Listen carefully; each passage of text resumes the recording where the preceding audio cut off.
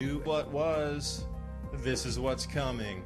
Our world is never going back to 2019, so what will the new era look like? And most importantly, what is immediate that will affect the pocketbook and the outlook into next year so we can all get ready?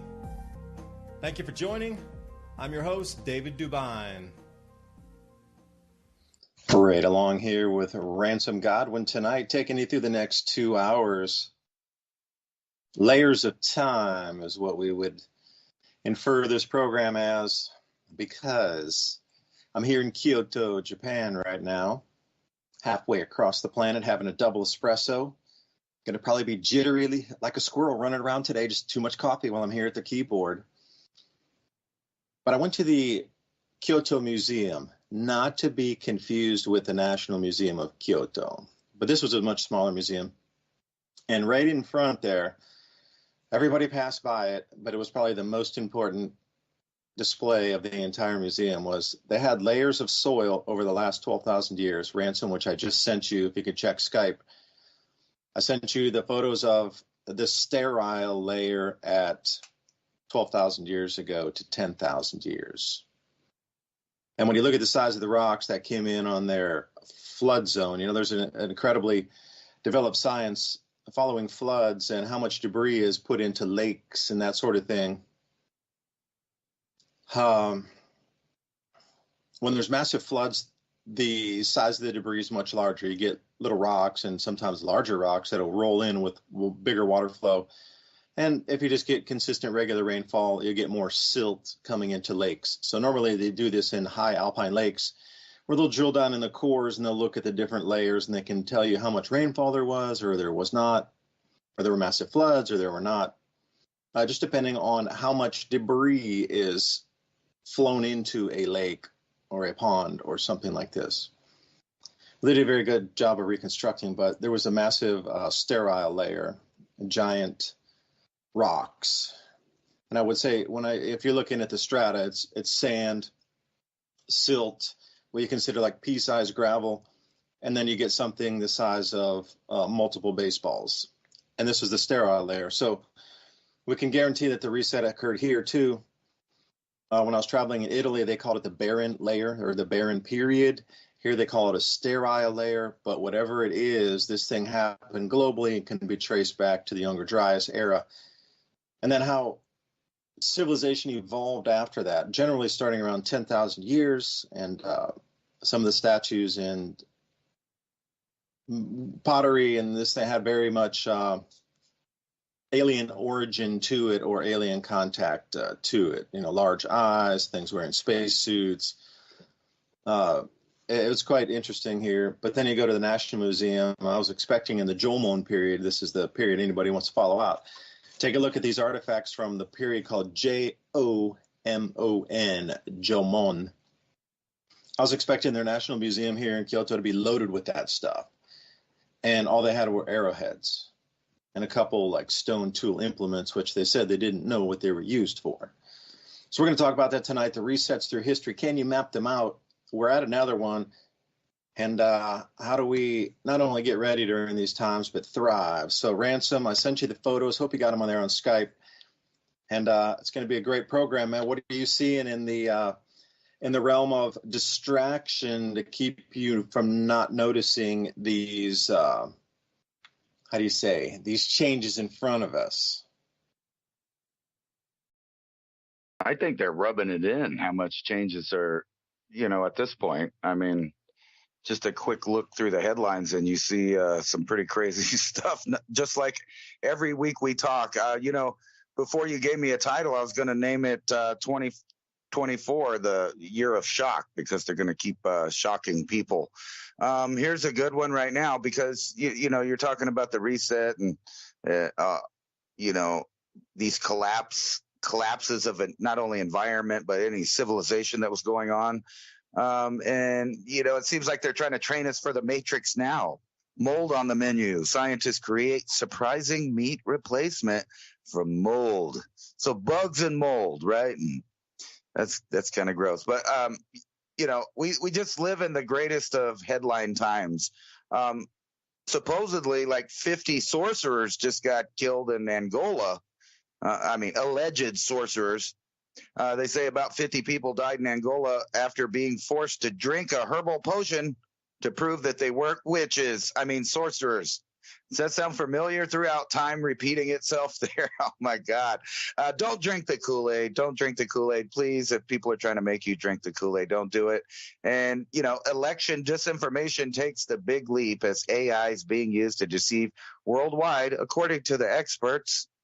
And this one's great right here. We've been talking about rewilding and the creation of new human species and all kinds of stuff. A Montana man pleads guilty to creating a giant hybrid sheep with cloned animal parts.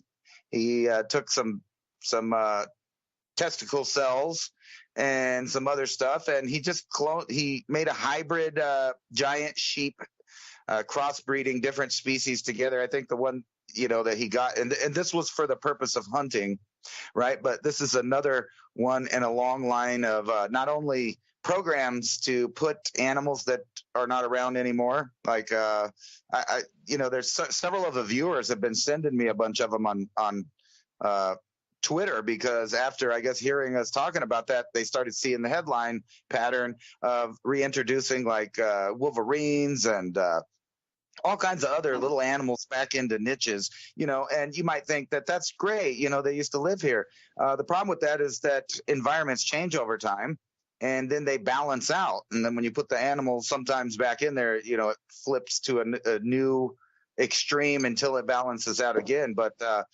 these sheep right here are Asian Longhorn, and they're mixing them with the native Longhorn in the U.S., trying to create a bunch of animals so they could go shoot them. Here, I think I got.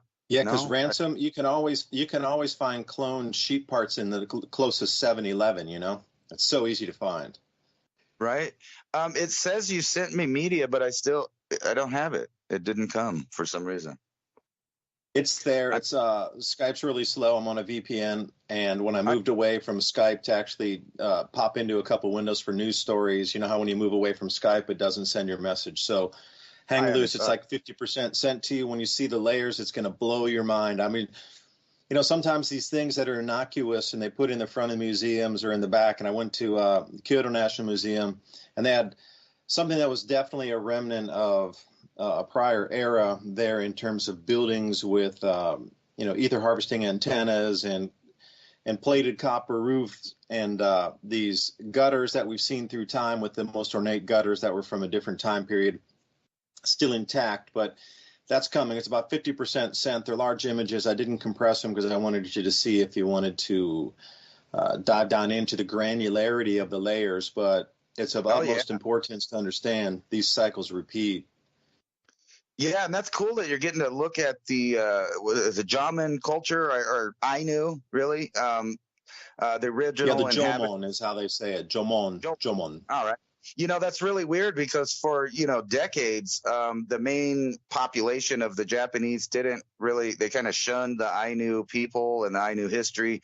And there's literature written by Japanese scholars about how they're an Asiatic lost Caucasoid tribe.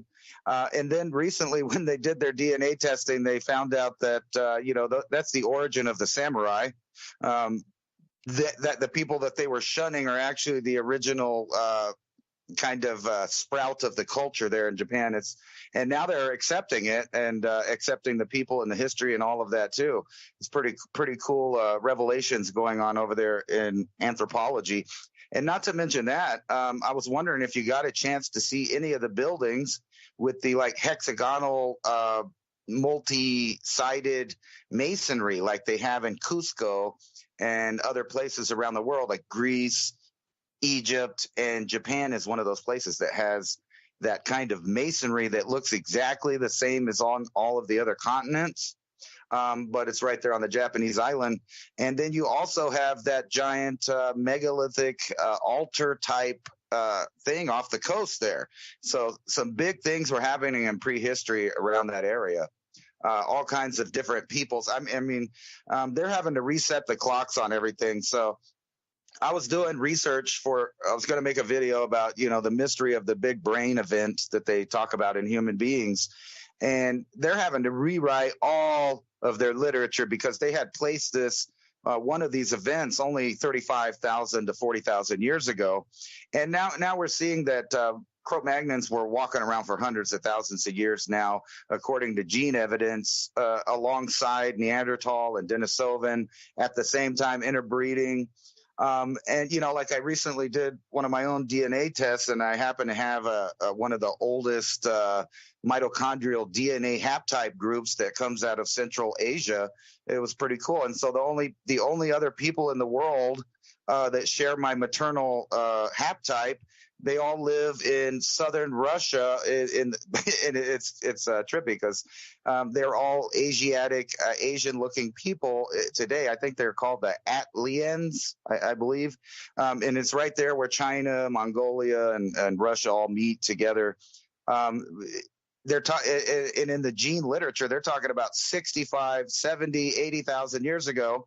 And, you know, some of these old theories about when we got smart, when we developed language, when our brains increased, when the neuron connections increased, they have no idea. They're going to have to rewrite everything. It seems like even the genetic evidence is showing that there were modern humans living hundreds of thousands of years ago on all three continents, Asia, Europe, and Africa, and possibly even had, you know, judging by the peoples of Australia, these admixture people, that includes all three groups of the main human groups in these three continents, or actually 4 or 5 to get technical. We're moving through the islands and all over the Pacific, all the way down into Australia.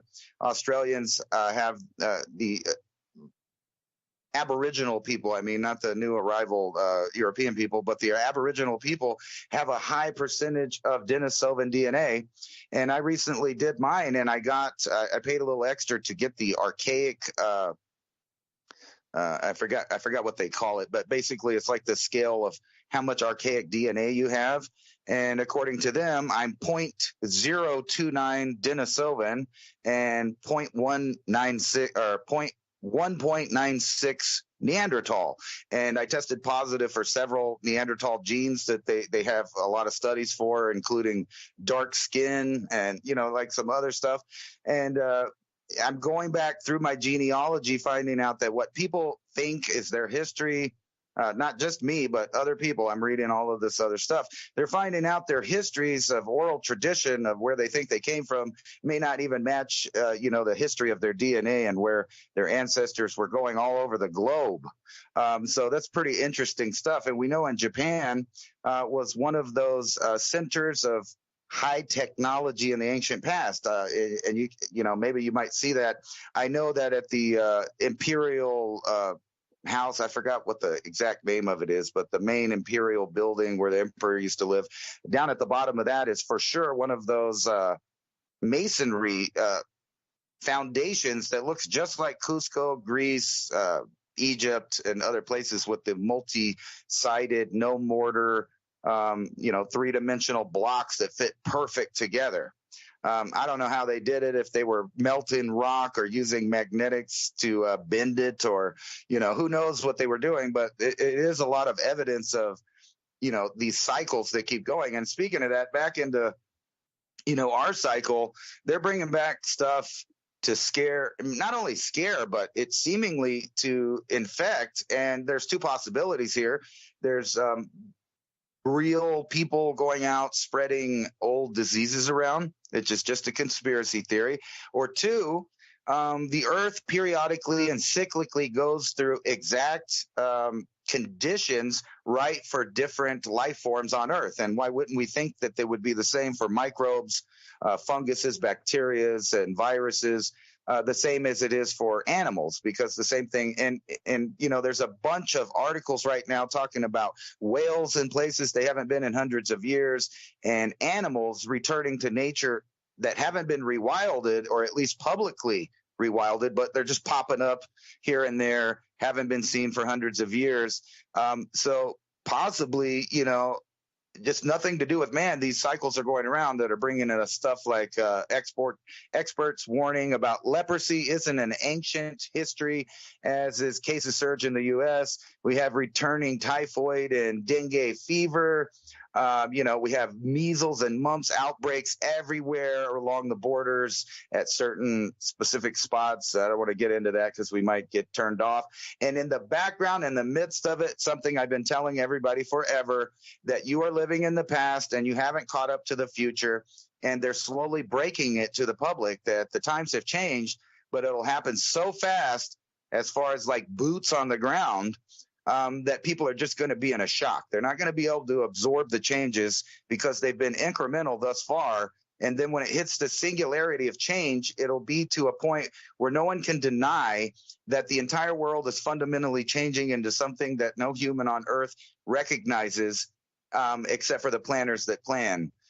Here's an article from Axios, coming soon, a programmable army of humanoid robots. Obviously, that's going to be military and commercial for building and, other things like serving and maintenance and, et cetera. All of the jobs that people depend on, those high paying jobs out there, are disappearing slowly. And that's something that we've been talking about on this show for quite some time and is coming to fruition right now. So this is the cycle of bust, the cycle of shock, and the cycle of traumatic change. I would agree with you. I mean, if we look back and see how many times these resets have occurred before, is it anything new? No, it's not. It's all the same. It's all a repeat. And that's why we're not taught this routinely, is because if you knew it was a repeat, then you wouldn't go out of your way to live your life as it was linear, where you're born and things move forward, and there was once riding horses and now there's rocket ships, all in a couple 100-year period. And then I'm wondering, over those 8,000 years, looking at some of these layers, which I just say, Ransom, all the picks came through for you there. But when I look at some of those things and all right, well, what do we do in 200 years or 300 years? Then where's the other 7,000, 700 years of disappeared time where they was using sticks and stones? And I really, you took that long to move from sticks and stones into wheels? Come on. It just doesn't even make sense. Not only the pre-Younger Dryas impact, that society 14,000 years ago coming out of the Ice Age, okay, that's one thing to contend with in itself. A lot of thoughts there that might be interesting to go down that route. But even post-Younger Dryas, where these soil layers are coming from after the barren period, which is talked about in Italy, or the sterile layer here in Japan, all the same. But after that happens, then did just humans stop? Did every ingenuity and creativity just stop for 7,500 years before they start doing something 3,500 years ago? And then suddenly we got these most beautiful marble statues. We come out of complete nothing, living in mud huts, apparently, the way the story goes. Hunter-gatherers, and then the very next 100 years we're putting up mega cities with mega columns of white marble and the most beautiful carved statues and things that are near impossible, and what you consider using stone masonry. And where did that jump come from? You look back and something is definitely amiss with the timelines. And, it being a cycle in itself, magnetic field lines, that explains where a lot of animals have come off or come into the wrong place. The magnetic field's definitely changing on our Earth. It's been changing for a while. That's not even new news. The new news, continuing news, is Swarm continues not to publish any data on where our magnetic fields lines are moving to, especially the southern magnetic anomaly, intensifying and also moving.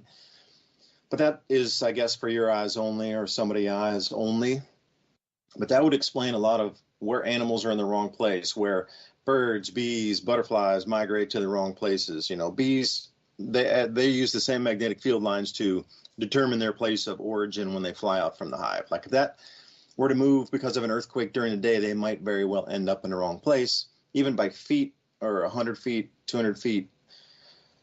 But then whales and wolves and this sort of, like you say, badgers, or not badgers, but, these larger types of predatory animals, they move on magnetic field lines as well, homing.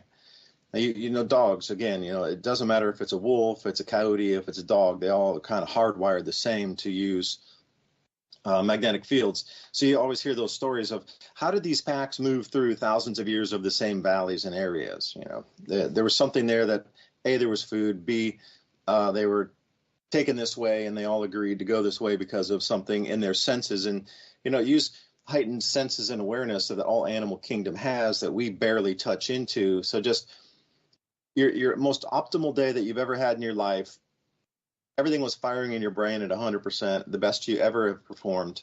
And then your six senses, this sort of thing, extrasensory perception was at a heightened awareness because of something, and then multiply that by 10, and that's the average day for a dog. Then you start to think about these things in the way it should be. Now, if they're sensing the changes here also, and the human seems to be sensing it now too with the scatter interference pattern all across the world, that people are, you know, it's going to be, as they say, slowly, slowly, slowly, boom, and then all at once. And we're entering that phase, but which is going to be first, the awareness of people waking up first, or the all at once, and then it happens, and then they awaken? But anyway, the whole world is kind of skittery and skittish right now, jittery. Everybody can feel something just a little bit off. But if it's a cycle, would you truly live your life the same? And that's to be asked. You know, you're born. You're supposed to pay your taxes. You're supposed to get ready for retirement. You go through XYZ in your younger life, and then you prepare for a job, and you're supposed to work that job, and then you retire, and you're supposed to sit on a beach and have cocktails when you retire. That's linear. But if you knew it was cyclical and it was coming back during your lifetime, the cycle would repeat and really change a lot of things in the world. Would you continue to work and then invest in 401k and stock market and all these things that you're quote unquote supposed to do to get ready for retirement? But you knew the cycle was going to repeat in 20 years or under, but you're still 20 years old, 30 years old. Are you going to 40 years old? Are you going to continue the same way of life? I guarantee you wouldn't. And I think not telling the populace is, you know, in my opinion, sometimes, you know, I have these different days. I'll wake up on the left side of the bed and go, we shouldn't tell everybody because it'll scare them. And then I wake up on the right side on the pillow. I'm like, you know, we need to tell everybody because they need to get ready. But, you know, what kind of, you know, world change would this be? Because I want to come at it in a different direction from you. There's definitely a concerted effort to stop us from eating certain food products. Now, why is that at this juncture when everything is overlaying on top of cycle after cycle, governments changing, economies changing, and now they want you to stop eating certain foods? Now, you could go the easy route and say, well, they don't want you to have protein because if you have protein, you're stronger, and if you're stronger, you could put up more of a resistance. Okay, I could buy that for a sliver of time, but there's something far, far beyond that. And they have the stories here of these ogre giants eating people. And, you know, going back through time, just, you know, I want just that thing flipped on there. You're talking about technology. When we went through the samurai collection of swords yesterday, these katanas in different periods of time of working of metal to create the most beautifully sculpted, crafted, you know, they had daggers, they had, you know, different types of, the length of it depended on if you were on foot, if you were on a horse, if you're above the enemy, or if you're below, if you're fighting your way in, fighting your way, like, they took in a Rubik's Cube of conditions to create the perfect, you know, sword, or, yeah, samurai sword for the best quote unquote term there, that you could just lump all of this into, because the samurai were the ones who predominantly used it. But here's the crazy thing. The ones that were in the 1600s were very good quality because they had, you know, you're talking about 400 years, because in the museum they started from, say, 1250 AD. And then they brought it up to, say, 1650 and that kind of period. So you could see about 400 years of metallurgy and sword craftsmanship and swordmanship work through that. But some of the stuff in the 1200s was far, far, far better than it was in like the late 1500s before they got to sort of really precise in the mid 1600s, which makes me, you know, kind of wonder, like, how are they producing better metallurgy, metal quality, blade sharpening skill in 1250 AD than they could in, say, 1600 or 1550. Like, you know, there was some kind of drop back there in terms of technology and workmanship, where it kind of reached an apex, say 1250, let's say 1300, because some of the stuff was in 1330, 1329. That era was like the most precise lines. And, you're talking about the thickness of a blade. So if it's not exactly to the perfect thickness, well balanced and weighted, you're going to have to sharpen one side a little bit more to get it to come to a perfect blade angle. Or there might be some little bit that you might have to sharpen more where it won't be a perfect line across the sharp edge about halfway up the blade, the width of it, not the length. But when you go back to some of the stuff, 1250, 1300, I mean, it is the most precise line. It's almost that damn like laser generated sharpening lines, And then you come up into the 1450s, 1550s, and it's all over like a drunken sailor where they're trying to sharpen that. Because it wasn't as precise on the metallurgy, so you couldn't get that cleanest of cuts. They got it really incredibly sharp. I mean, that thing will cut through paper without even thinking about it. But the way they had to sharpen it a different way and be like off center a little bit to cut, there was a step back. And, and it matches up, Ransom, with those images I sent you there and the different periods of time. Like there was a setback in time there somewhere. And that's the whole thing about it. I'm starting to find some of these, how do you say, replacement times or reset times based on just what I saw in terms of how they had the quality of the metalworking. And that was called the Muromochi period. So I'm up here on just the periods in Japanese history. So the Muromochi period, that's right there at 1336. So that Kamakura period prior to that, 1185 to 1336, they reached some apex there for, at least working metals and having that skill. So you think about the skill level of a blacksmith and, coming into combining different metals for strength and hardness, alloys, like they reached a very high point somewhere in the 1200s. That collapsed during 1336 to 1573. Like there was a setback. And then once it comes forward and you get back into the Edo period, then you start to get more military action. And once you move forward from that, it's just continuous shogun wars or, shogun battles trying to control territory. It's very interesting how prior to 1185, there weren't that many people around, so the battle for resources was not that intense. But as soon as you come into the 1600s, oh my gosh, everybody was fighting for every square inch. And an interesting thing in that Edo period, which overlaps into the Maunder minimum period at, let's say, 1640 to 1700, there were famines, there were riots. It was continuous battle lines moving back and forth to try to control food resources in food growing areas nonstop for 100 years.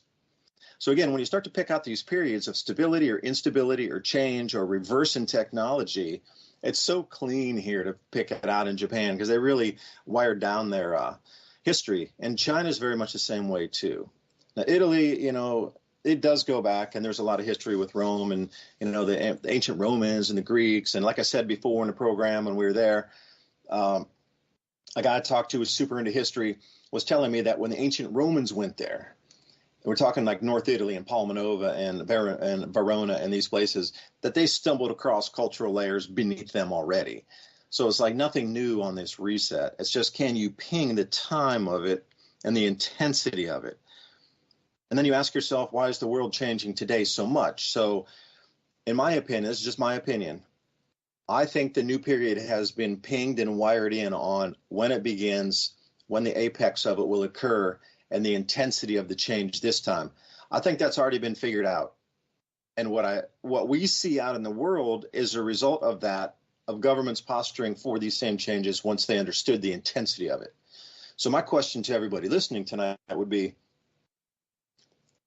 the amount of change we're seeing across the world with economy, government, society, the breakdown of supply chains, the starts of wars, etc. How intense do you think this cycle might be? Like from a 1 to 10, the amount of change we're seeing, where does that fit into the layer of how intense this might be for our world?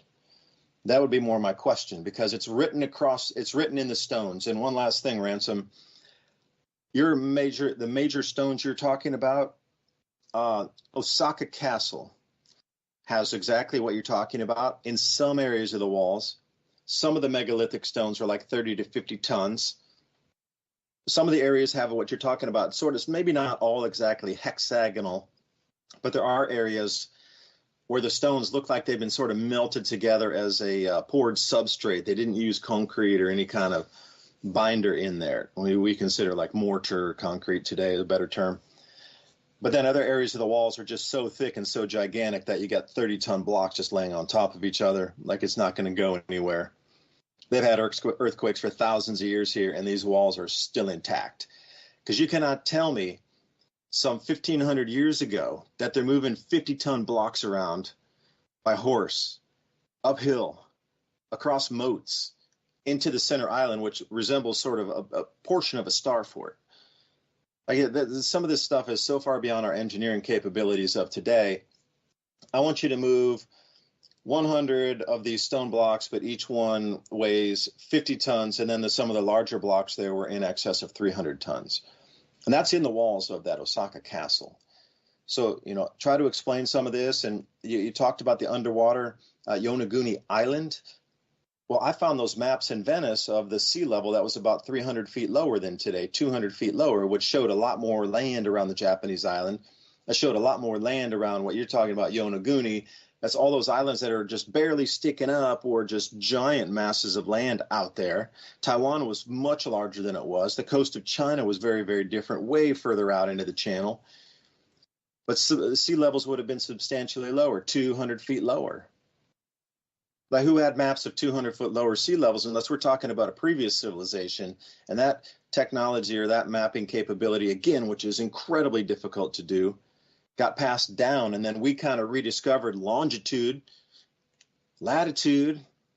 Eventually, longitude was the one of the hindrances to shipping going back, let's say 1200 AD, 1300 AD. They couldn't figure out the longitude.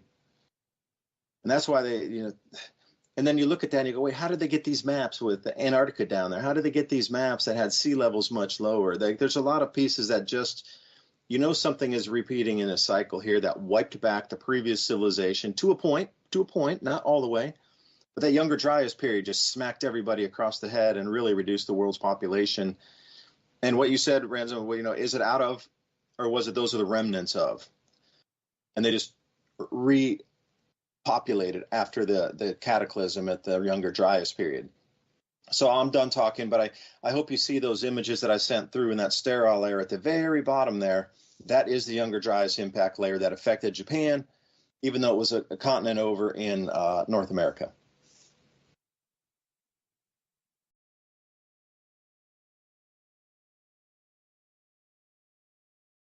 Yeah, looking at that, you could tell. Look at all the rubble in that layer. I mean, and then when you look at the other layers above it, you see something that's totally different. You got that fine sand and all of that other stuff. I sent you a picture of the Imperial Palace in Tokyo, and that is, I mean, I don't know how anyone can say that is not the same masonry work as Cusco. And I'm going to put that up on the screen here for everyone. That's the same stuff, and you find that worldwide. And this is. I have another one here. Let me send you the name of it. I think it's called the Nishi Castle here. There's one exactly like that, but it's a smaller version of the same thing. Right. It's here in Kyoto. Yeah. It's called, Nijo, Nijo Castle. Take a look at that one. Everybody out there listening. And Ransom, if you want to try to match it, Nijo Castle. Apparently it was built in 1603. But if you look at the corners, it replicates that, not to the same size, obviously, but the exact same stone masonry and the same stonework and the same connection on the corners that I saw. And Palmanova has the exact same thing, just like that in Italy as well.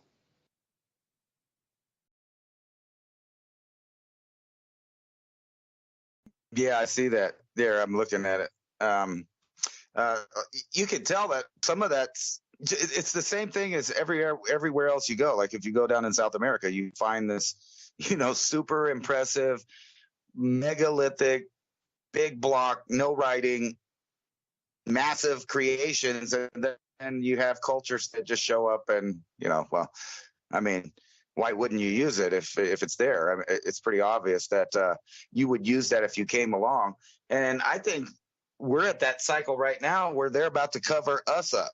And, I keep harping on this, but we're now in that era where they don't need mothers and fathers. They don't need animals to procreate animals. They can create a food substance, like the Soylent Green or any other thing. I mean, just imagine all of the little ideas that they put out there in the past movies.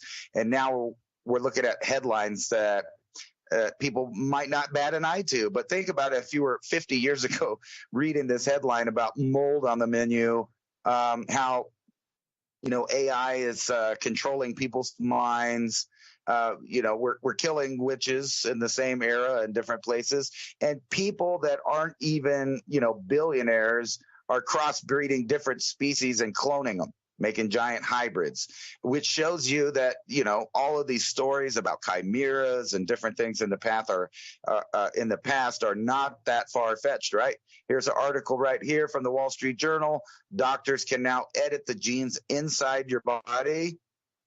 That's where we're at. And then they're, spreading these fears, or actually spreading somehow diseases, leprosy, dengue fever, typhoid, all of these things that are pretty much in the past, measles, mumps, chickenpox, right at the same time as, they're telling you that we can just program an army of humanoid robots.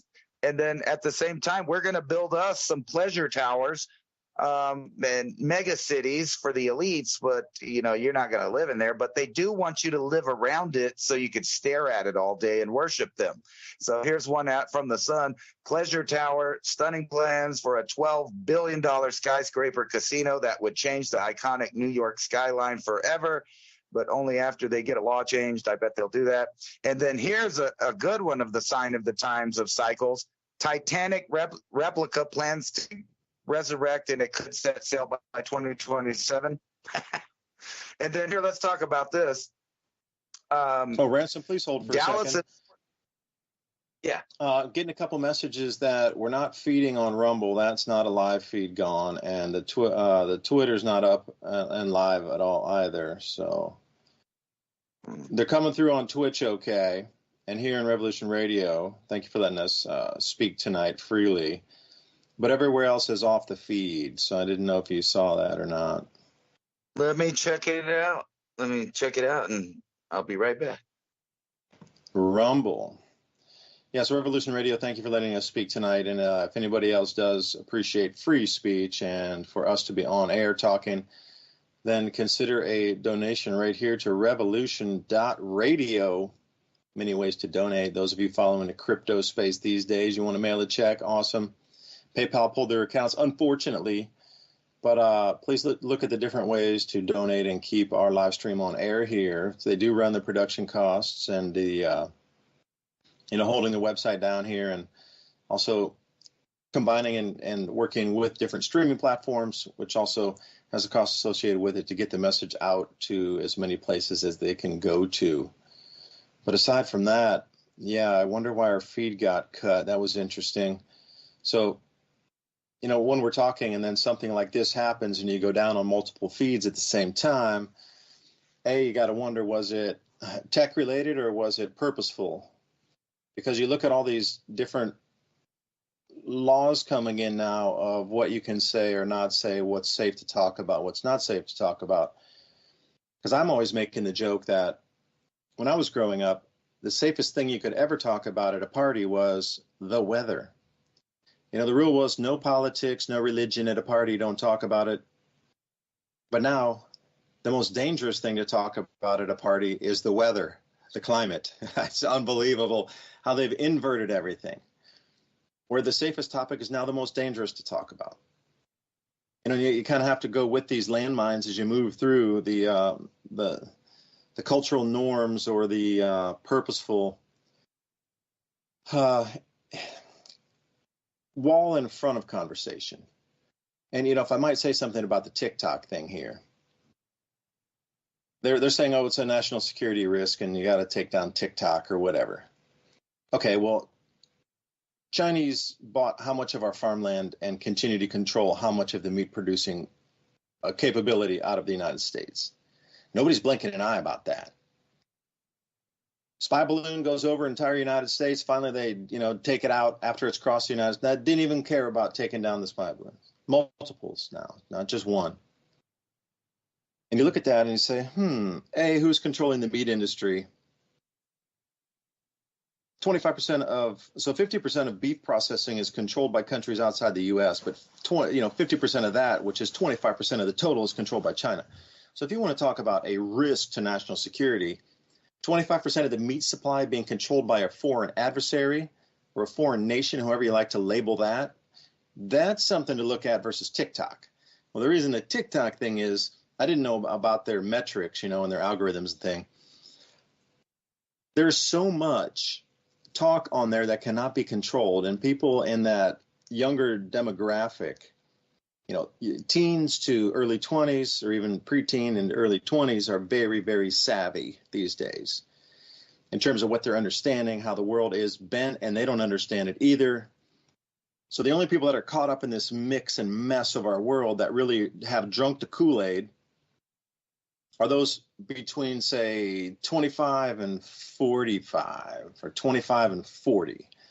In there, that kind of 20-year period of Kool-Aid drinkers has been so ingrained, and then they're sort of getting into positions of power a little slight. Okay, you're a teacher, you're a head teacher. Okay, maybe you're your first, second, third year university professor after you graduated. Okay, the Kool-Aid drinkers are now in these positions to try to push their thoughts down into the rest of the society. Well, the kids don't understand it these days. The younger generation doesn't get it either. They're going, this is madness.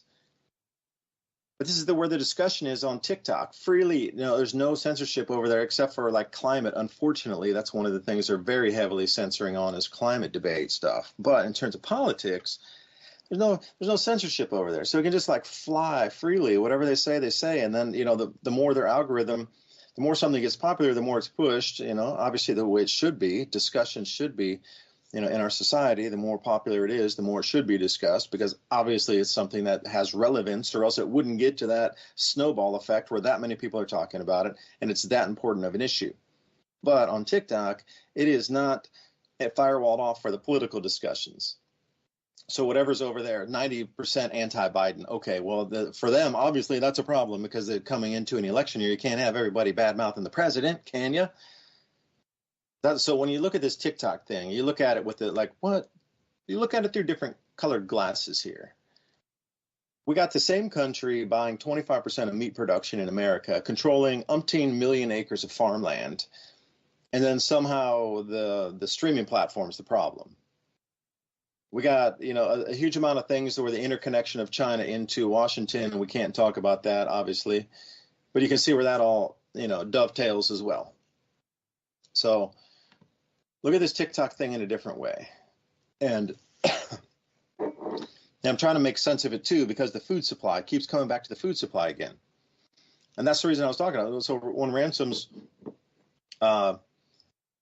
okay, it says it's live. Let's take a look here. So thank you, Ransom, for figuring out our technical glitch there. Let me go on to the live here and see what we got. It still doesn't show my end live. It just says 7 days ago was our last post, but it might post up later. And Jero, thanks for telling us about that. Appreciate it. Jero helping us here from the Philippines tonight. Also keeping an eye on things, running the Twitch feed, making sure we're all sussed away. But I'll read the headline to you. American cattle rancher, risk of being run out of business. And then he comes up with his own op-ed piece. Your meat is being imported. 4 largest mega corporations now own 85% of the entire industry. 2 of them foreign owned. 1 of them's Chinese. Okay, so he's being run out of business as a cattle rancher. And then he just starts writing. Maybe he's using ChatGPT. Don't know. There's a lot of smart farmers. If you get into a grid down situation, you're going to want a farmer with you because they can fix a lot of stuff, and they're always DIYing everything. So if you think that, we don't want any farmer, you can help us grow food, that's way beyond the skill set of owning a farm. Everything breaks all the time, continuously. You barely ever have anything running at 100%. It's always breaking all the time. You're always fixing, always DIYing, always solving problems. That's one thing that comes with farming. So he writes his op-ed and says, we used to make a fair amount on our cattle on the return, but the industry's changed so dramatically with the government allowing consolidation of the meat processing business. And then you talked about it last week, Ransom, when you said, I think it was New York Attorney General was suing Tyson Foods or one of the meat packers up there for something to do with climate change. And I don't have the article here with me, but this guy's talking about the ramifications of our health if the meat supply is tainted somehow, and that's making it through because what he's also saying, okay, it's not just about the meat supply itself tainted, but you didn't know this, that when China's buying, and this is for the hog industry too, China buys something called half carcasses, where they'll raise the pigs, and they have a controlling share also in the pork industry. They'll send half hogs back to China, frozen in a container, process the meat because it's cheaper to cut it back there with the labor and butcher that out, and then they'll re-import it back into the U.S. and sell it again. This is the same thing I experienced living in Hawaii with the pineapples. Like, I didn't know, I was at Matson Container Shipping, had a deal with the pineapple producers to take, this is the craziest thing, you're going to blow your mind here. In Hawaii, where they produce the pineapples have to be shipped back to Hawaii to be USDA inspected and then reshipped back to Hawaii for sale. So when you buy a pineapple in Hawaii, it's done a round trip to California and back to Hawaii again. That's insane. But a lot of the pineapple production it's a one-way trip. You know, it's harvested, sent to the mainland for processing. But a pineapple sold in Hawaii has made the round trip. And you start to look at that and go, wait, well, the meat's making that same round trip again across the Pacific twice. And that's what this farmer's talking about here. You know, you're allowing two giant companies to control a lion's share of our meat industry. Now, what happens if, for heaven forbid is the best term I could use, that conflict begins? Then what? Do you think that meat would be safe after the first couple of weeks, or do you think it would be tainted on purpose to try to knock down your foe a little bit? Scare. You know, that was the whole thing about the Japanese balloons that were sent over here and it kind of landed in the West Coast in World War II. They never put that on the news because they didn't want to scare people that the Japanese could actually get to America with balloons, and then they had some kind of device on there, I guess, that would ignite or something. And only a few dozen ever made it over here. But you never heard about that until after the war was over. But they didn't want to scare people during that time that they could reach over here. It was like out of reach. America was out of reach, you know. So we got 85% of the, just even in a fact of this, 85% of the meat industry in America is controlled by just 4 companies. 2 of them are foreign owned. Just even that number alone of 85% of everything controlled by 4 companies. That should send signals too that, wait, we need to do some, we need to start breaking that up again. Remember the AT&T monopoly back in the day when then AT&T broke up and they were forced to break up? Government forced AT&T to break up because they controlled so much of the industry. Well, I think that needs to happen again for quite a few industries that we exist or look at in. You know, meatpacking perhaps being one where they can't consolidate the entire food supply under a few companies. I mean, look at Procter & Gamble and all these things, and they're great, and they make a lot of product, but they're monopolies also. Everything's a monopoly today. We've allowed monopolization of every single industry, and then it's intertwined with government as well. So government's dictating to these, monopolistic industries what to put in, what not to deliver, how much to deliver. And then, now who's going to watch the watchers? That's the question, where the watchers need to be watched so then we can break up these monopolies of food production and then, get our food production back into local hands again. That way we have a safe food supply. Not TikTok, food supply.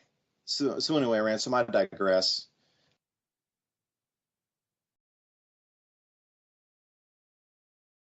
No, I think they're doing a lot of, it's a big mental bash to scare people. I mean, like really scare them in the wrong ways. So here's like the most overweight cities in the U.S. So keep in mind that these people are not in the best of health because of things that are going on. Like I forgot where it was here, 85-mile track in Louisiana. It's just totally toxified.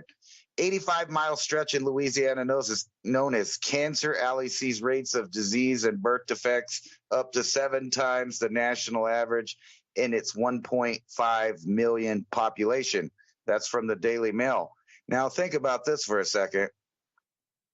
We have upwards of, I'm going to say in my own opinion, because I've been paying attention since the early 2000s, the amount of waves that are admitted of people that entered the United States, and they're admitting upwards of 20 million now, openly on the news. So I've been paying attention the whole time. I'm going to say it's more like 40 million people, which would put us about 400 million people in the U.S. right now. Where are they all going, though, you might ask yourself? Well, they're going to these places right here on this list of most overweight cities in the U.S. And keep in mind, they weren't going to be able to control what these people ate until now, until they volunteered to join the biometric track and trace system of the world. And we just got 40 million people over here in the Americas to move and voluntarily get biometrically identified. And they tell you on the news, oh, well, we don't know who's coming in. And, it's a secret. And there's all these people coming in. We don't know who it is. We got to close the border. Everything on these arguments are a lie on both sides. Yes, there are millions of people coming.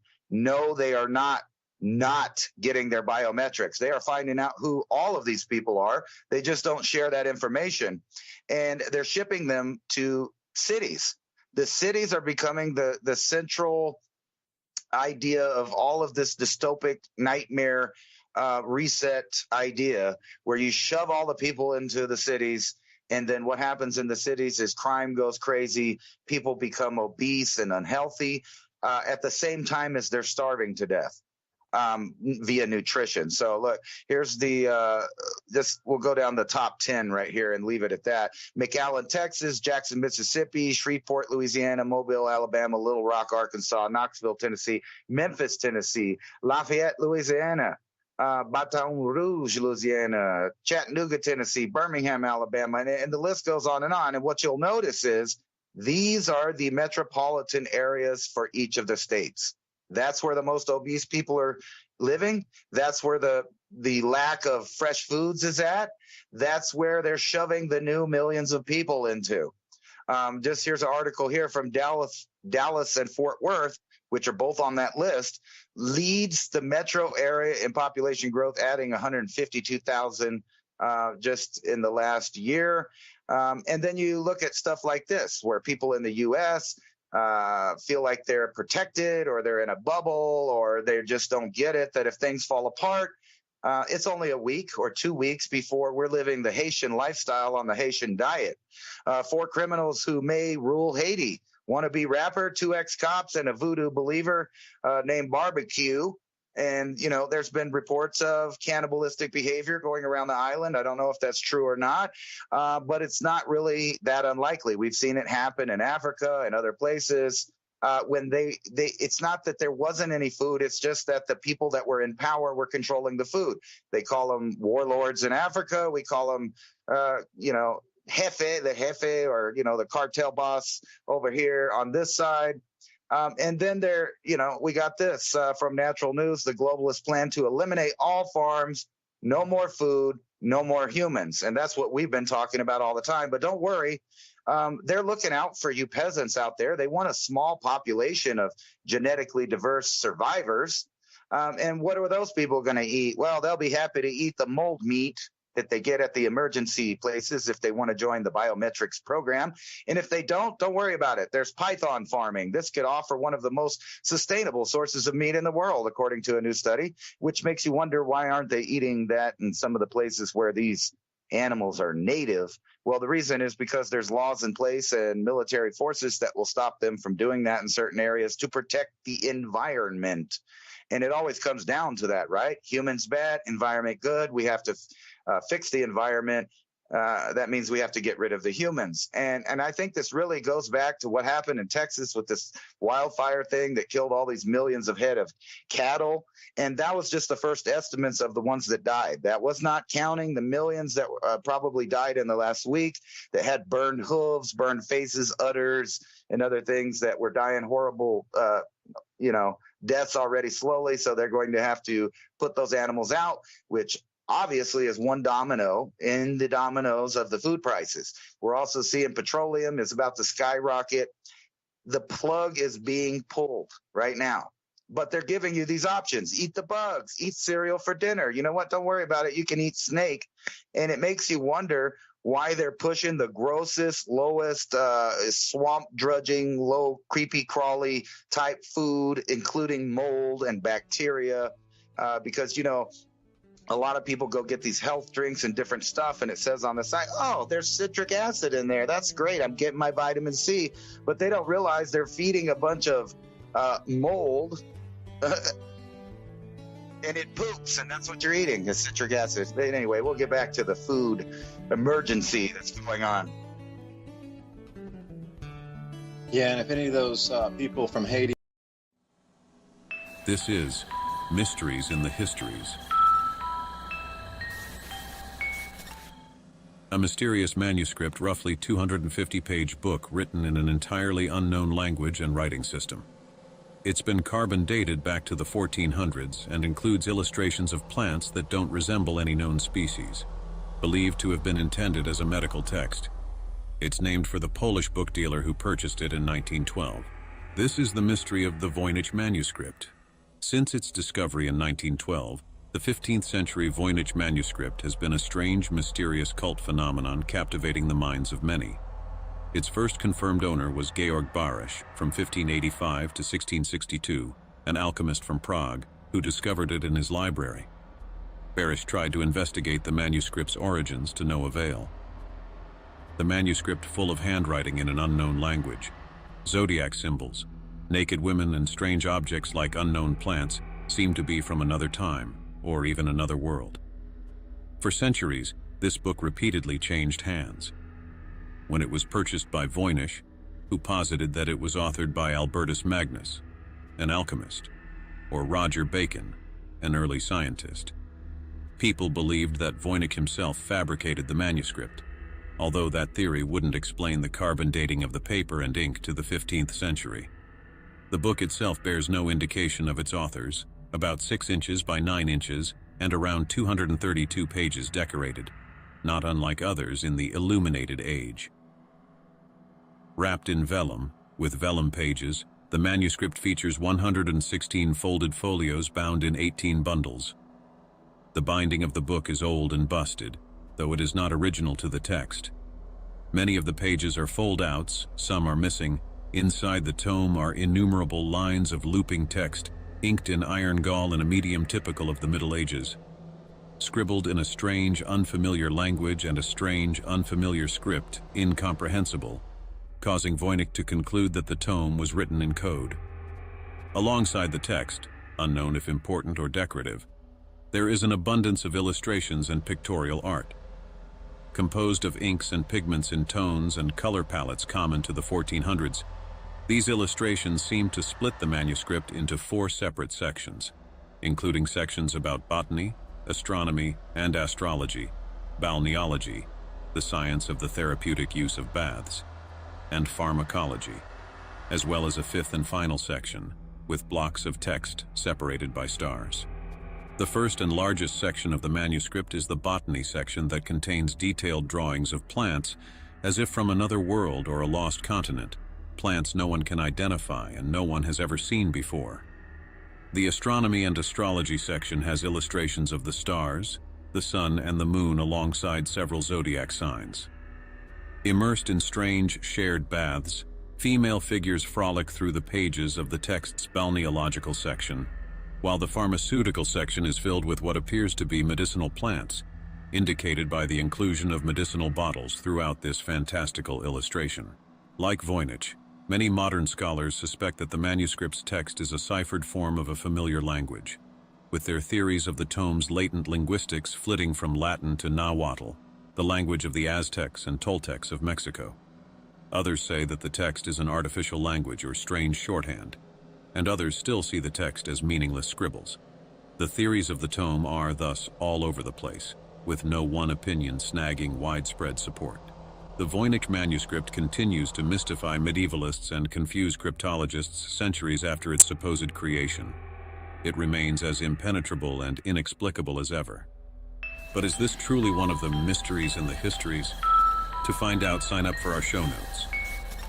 Sign up to our show notes email list and get access to longer episodes of Mysteries in the Histories just for signing up. Signing up for the show notes, you get behind-the-scenes thoughts and points we sometimes can't relay over social media platforms. Brought to you by ITM Trading. ITM Trading has spent the last 28+ years developing a team of expert researchers and gold and silver analysts to make this possible. Simply put, we build strategies which are historically proven to protect your wealth and assets through any economic downturn. 866-834-1422. That's 866-834-1422. Is your now to the future? How close is the future to the now of the globalist leaders trying to set a future? It is definitely not set in stone. Revolution Radio, again, thank you for letting us speak about these subjects here freely and without censorship. So again, if everybody feels that this is an important venue to keep online so we can continue to have conversations just like this, think of a donation here at Revolution Radio to keep the production costs, station on air. These things cost money, and the bigger the station gets, the more it costs to keep it on air. It's a snowball, something like that. Again, if you have a website and you're running a bunch of traffic, it's going to cost you more once you run more traffic. So you get into that loop of you're making more, but it costs more. So it's the same thing. More information output costs more to produce the information and have the platform and the tech put together to push more information out. So consider revolution.radio. Check it out right there. Donation tab at the top. Now, before we went on the break, this whole Haiti thing is going to get crazy. The U.S. sent a bunch of ships down there, maybe mass evacuation. But remember, there's going to be a bunch of nefarious intermingled with with those that are, in genuine need to get out. But you're going to have to call them undocumented carnivores when they arrive. So please remember that. Put that at the tops of your new woke lexicon list. Illegal cannibals, that ain't going to fly. That's going to get you in the naughty school list. So, I wanted to continue with that article just before we were talking on the break. I'm going to read this for you. We're talking about TikTok again here. Oh, it's such a bad thing. But they're really concerned about the non-able to control the flow of information. And it's just so interesting that now they're talking about banning of TikTok, but then we have American politicians that are like, yeah, I'll buy that. Mnuchin was wanting to buy that. He's like, hey, once it gets divested, I'll buy it. A group of us will buy it together. American politicians forcing TikTok to divest, but then the American politicians want to come in and then buy that. I would call that a conflict of interest to begin with, just saying. But then here they're so worried about China. I'll read it word for word here.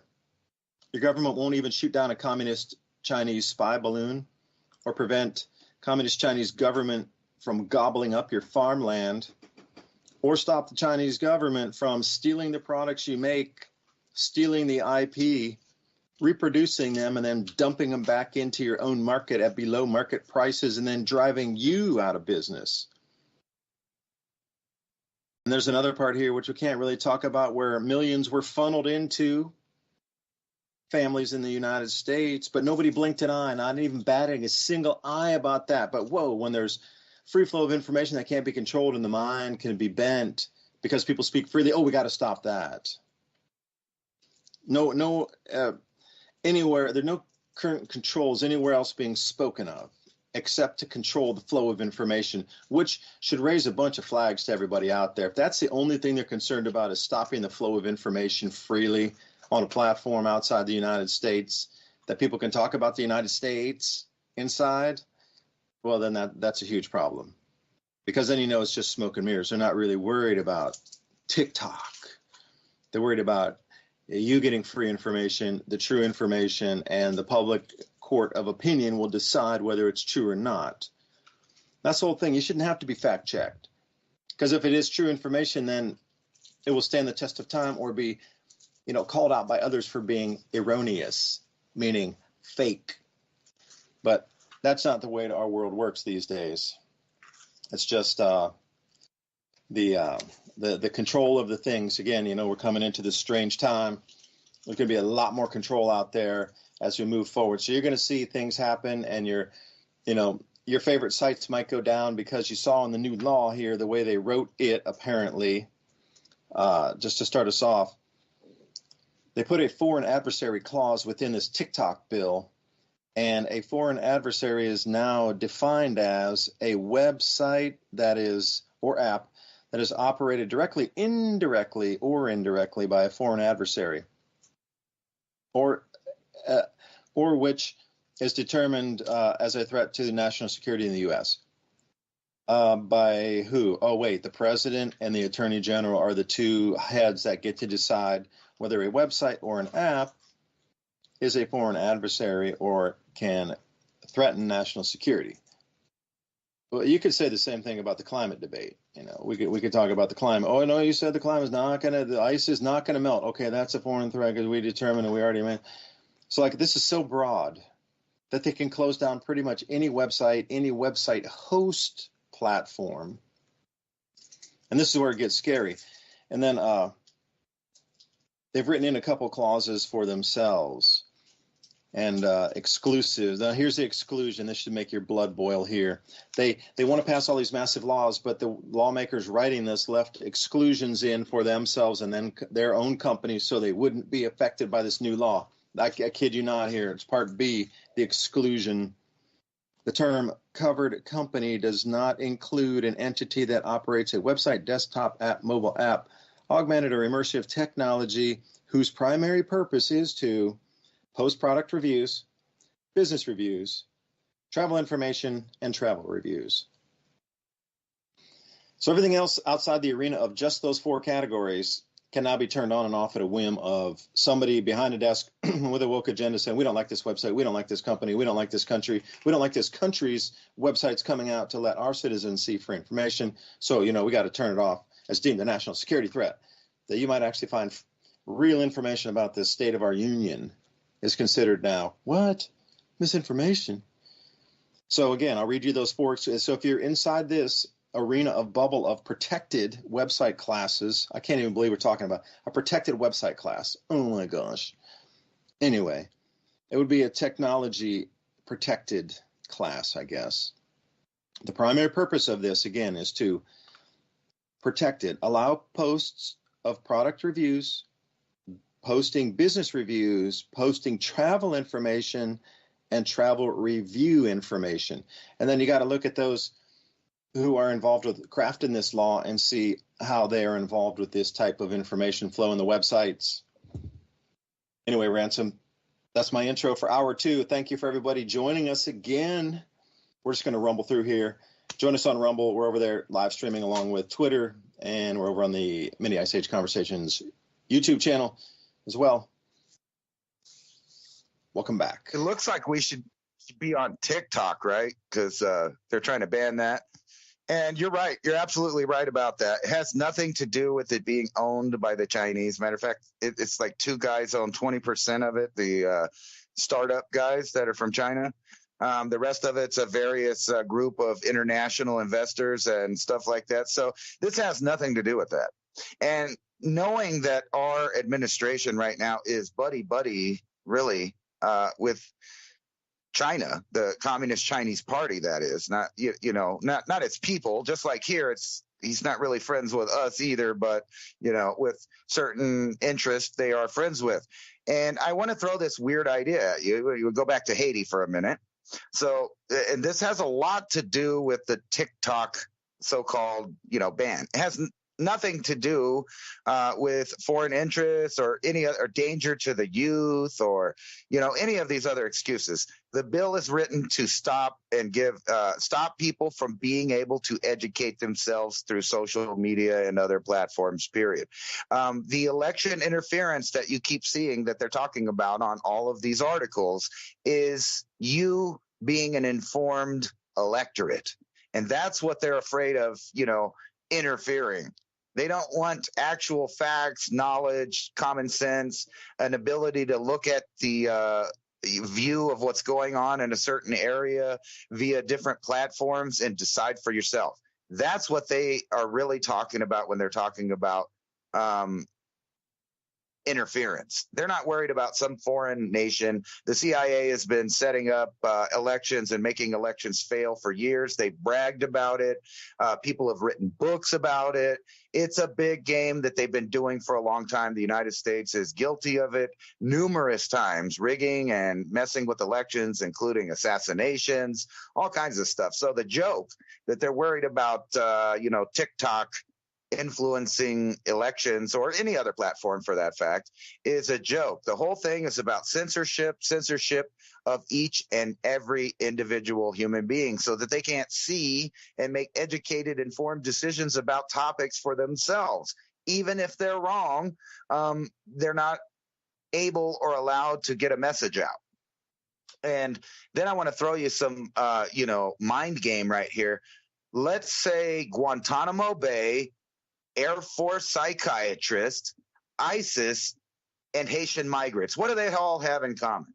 Well, what we're about to find out, because the Biden administration is discussing using Guantanamo Bay to process possible influx of Haitian migrants.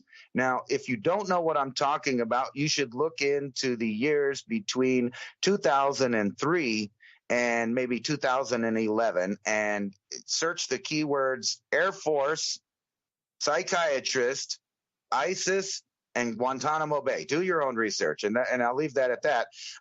But, on the other side, we're also sending troops to Haiti, like you said, where there's cannibalistic gangs allegedly running around. But do you think that might have something my friend, to do? They're carnivores. They're carnivores, my friend. Do not mix a lexicon. They are carnivores. Okay, well, carnivores are out there. And, they're trying to tell people that being a carnivore is bad, but if you eat the right kind of meats, it's okay. And we've been seeing bizarre pre-programming of that. And not to mention, we all know what happens 14 days after the power goes out and no more distribution is happening. So I don't care where you live in the world, 14 days after the lights go out and the distribution stops, all bets are off, and we already know what human beings will do in that scenario. They lose their mind, they get hungry, they get desperate, and they lose all moral compass and go into survival mode. And it's hard to even blame, a starving human being at a certain point for doing what they got to do. And I think that's why they're bringing up all these other weird alternative sources of food, so that not everybody goes crazy. There's always cloned ram. They want to be the saviors after some kind of event. I don't know what it is. Maybe a rock's going to hit the earth. We don't know. It doesn't really matter what it is. It could be something as simple as a massive infertility event in the Western world, and then obviously the newcomers to the Western world would be soaked and doused in all of those same things that contribute to stuff like this 85-mile stretch of, guess where, the biggest and most used port, obviously, in the U.S. And then, we keep having these industrial accidents. I mean, everything, whether it's random or planned, is setting up just perfect for a perfect worldwide scenario in which millions upon millions of people just disappear from the face of the earth. And I might ask you, maybe that program has already been started and you've been seeing different ways in which it's manifested itself. But one of the major ways is going to be war. And they don't want us to know what's going on. And I will point to the Middle East and the conflict that's going on there and the one in Eurasia to tell you that you don't get to see what's going on. You notice we get these little TikTok videos, no pun intended, of the heroes doing this or that on whichever side people pick. They're on both sides. And you can go look at it. It's just pure, obvious propaganda to divide and manipulate people's minds. But there's a catch. They want to be the only purveyors of it. When I say they, I mean the world governance. That includes the combine of media, government, NGOs, and these world government bodies that are set up right now to completely control what you think during this worldwide collapse. And I think it's that. I don't even think it's pessimistic. I'm just looking at a plan unfold, and they seem to be doing all the right stuff. So you go back to the, chemical plants and all of these things that are having issues. All of these industries are getting to get out of liability because they've changed names or been bought out, or, there's been mergers or split ups of their company, or they went bankrupt. There's all of these different things, and they're moving around the monies through the stocks where you'll never know who to blame. And when something happens, like a big train derailment or something like that, the evidence seems to always just go poof, up in smoke, so to speak, just like on 9/11. So we've had a whole multi-spectrum attack on various fronts, not only from the mass migration of new citizens to change the demographics of the Electoral College, which is based on populous density in, let's face it, Democrat-held city areas. But the Texas governors and all of the people that play the other side of the WWE entertainment know what they're doing. They're busing these people, so they're helping facilitate this plan. So you see the uniparty in action right in front of you, while the mass amount of population are divided with just mind control, simple mind control, tribalism, just like NFL or fake wrestling or soccer, if that's your sport. We know that there are people that control all of those industries because that's the bread and circus to the masses.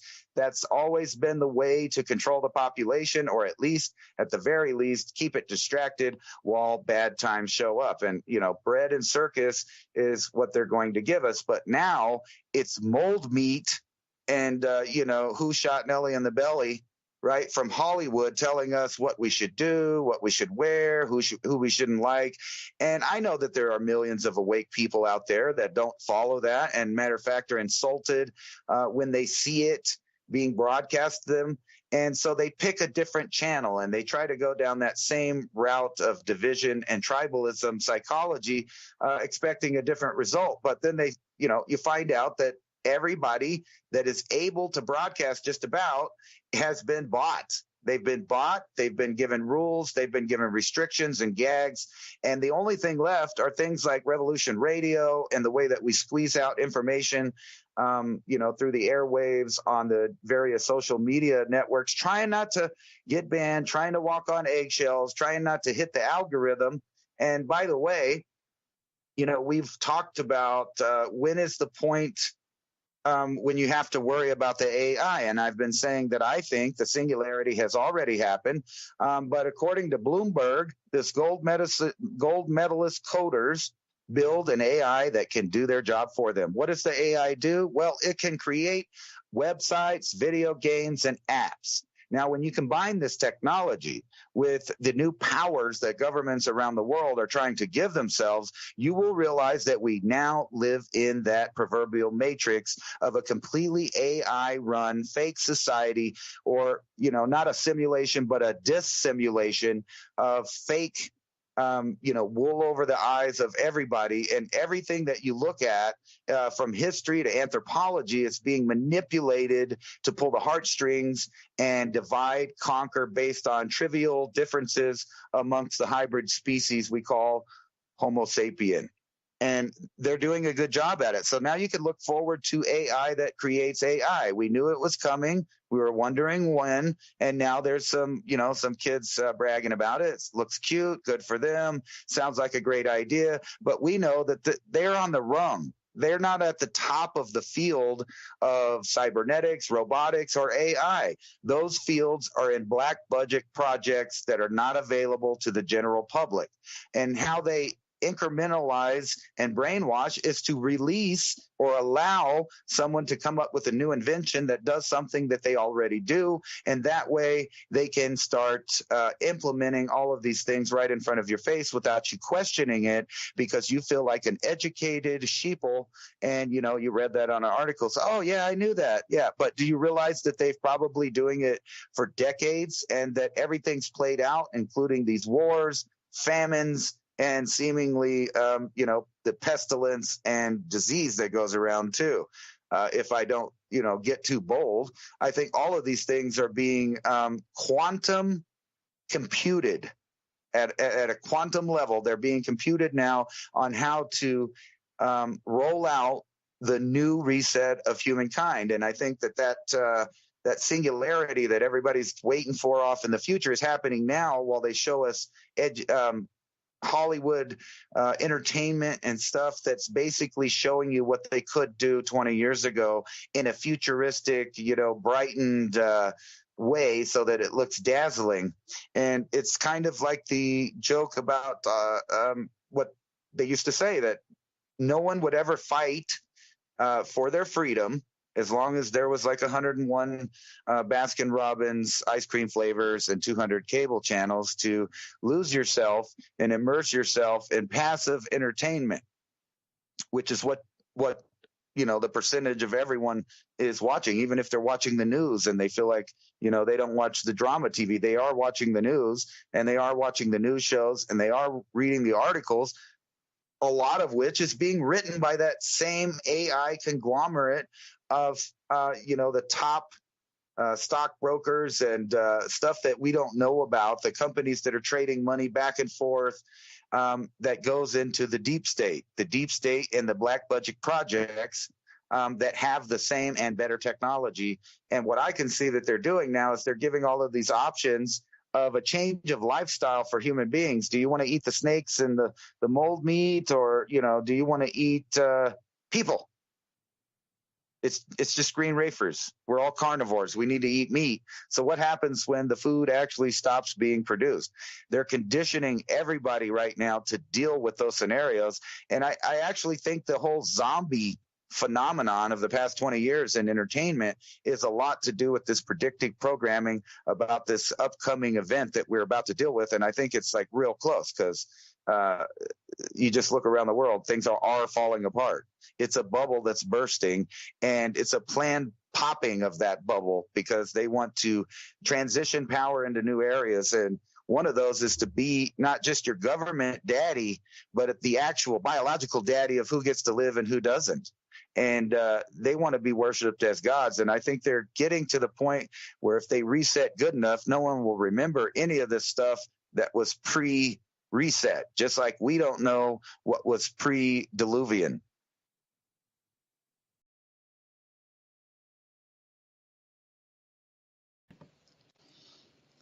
Yeah, it's going to make you want to run to the Bitcoin citadels there.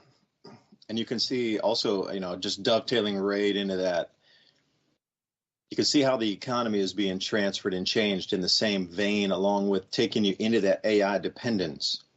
I mean, not that we're not dependent on credit cards and ATMs and online banking enough already, where if that stops, which we've seen a few times where there's internet outages, people, freak out about they can't get to their social media. But at the same time, they freak out because they can't access their online banks and like, wait, I missed the transfer. Wait, I didn't get payroll. Hey, wait, I missed this. Missed my house payment because the thing was down. That's all your own fault. Like, no, banks don't care. Even out in Lahaina and Maui, the mortgage companies are still making those people pay for their mortgage, even though they don't have homes and the insurance companies haven't paid out yet. They're still required to continue their monthly payments in order to own the land. Because when the insurance companies pay out, if they don't own their land and it was repossessed by the bank, the insurance companies won't have to pay out to those owners because they don't own the homes anymore, and the claim won't be with the bank won't claim on itself now, will it? This is the kind of thing you need to think about. And the reason I would say that is this dependence on AI and the run-up in the Bitcoin halving and this mania that is going on currently with anything cryptocurrency is beyond anything we've seen before. This is where mom and pop start getting on the FOMO, like fear of missing out. So I want to bring you two stories that go right along with this. I'm going to be talking with Mike Adams tomorrow about this here. The Bitcoin frenzy and the fray. Now, there's multiple things happening that even just the newswire coming across as of March 14th yesterday. In previous, about 2 weeks ago, I was trying to lay out the case that this time there is so much money going into the exchange traded funds or ETFs on Wall Street, where you don't buy the physical product, you buy access to the physical product through a product on Wall Street that's officially controlled, and everything that makes it legal and everything that makes it compliant and everything that makes it a financial product that you could sell to mom and dad as an investment, retirement, 401k product. So everything's wrapped up nicely in regulation. That didn't exist in cryptocurrency until earlier this year. But now it exists. So now we have the Ethereum exchange traded funds that are starting on Wall Street, in addition to the Bitcoin funds that are starting on Wall Street. And word on the street is Chainlink will be the next one that is going to have its own exchange traded fund. And you could see it as with every other thing that has been derivatized, that every cryptocurrency and probably the top 20 will have their own exchange traded funds on Wall Street. But I digress. I want to just move back to the Bitcoin for a second, because Bitcoin's very limited. There's only 21 million that are possible for anybody to have or hold. So the first thing moving through, trillions of dollars are moving into these exchange traded funds over the next quarter. So if anybody's not really familiar with quarters, like quarter one is where we are right now, January, February, March, these 3 months, that's one quarter, quarter one. Quarter two is next, April, May, June. And this is where they anticipate trillions of dollars flowing into the exchange traded funds, which is the reason that I did the videos before, because the absurd amounts of return on this are going to draw money out of the regular banking system to the point that we're in this conundrum right now. Inflation's running so high and people are just out there looking for any way, shape, or form that they can make extra money. And passive money, where you put your money in and make it work and get a higher interest rate than the next place, is the way a lot of people do it. Even if you're leaving it in for a day, you're making some money versus no money. Now, prior, when you left your money in a bank account, you got a 1/4 of 1%. Not even a percent, not even 1%, but 1/4 of 1%. Well, then the money market started to say, hey, we'll give you 5%, 6%. They're like, okay. And that's what drove the breaking of a lot of banks that you heard about over the last 12 months. A lot of money shifted out of there and moved up to this 5% or 6% return. But these exchange traded funds are going to have absurd returns through the year, 50%, 100%. Now it's going to get crazy. If Bitcoin goes from 70,000 to 210,000, that will be a 200% return on people's money. Now, when that kind of mania frenzy gets into the stock market and mom and pop and their wealth managers, and you're able to trade that on your 401k, almost all the money disappears out of our banking system and goes into that on Wall Street. Like, you can see that's clearly the play there. And the whole set of videos that I did 2 videos on that, it was asking the question, all right, well, how quickly will this happen? And how much money will come out of the banking system? And at what point does it cause a full collapse of full contagion across, where they do banking holidays across the entire United States? Because so much money has come out so quickly. And then also at the same time, the mutual funds, the money would be drawn out of there, which we've already seen this last 2 weeks. The drawdown has been stupendous. So the money moved from the banks for 1/4% into the mutual funds, like trillions, and those trillions are now moving out into the exchange traded funds. So that kind of sets the framework for it here. There's going to be trillions of dollars pulled out of our banking system that move into the stock market.